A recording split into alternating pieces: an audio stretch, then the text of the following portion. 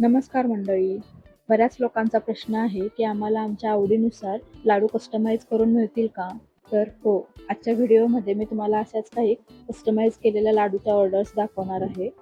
हे आहेत ड्रायफ्रुट्स लाडू. हे खास लहान बाळं आणि वयस्कर व्यक्तींसाठी कस्टमाइज केलेले आहेत, जेणेकरून त्यांना खाण्यासाठी इझी पडेल. हे आहेत पौष्टिक डिंक ड्रायफ्रुट्स लाडू. भरपूर असे ड्रायफ्रुट्स, डिंक, खारीक आणि गूळ वापरून हे लाडू बनवले जातात.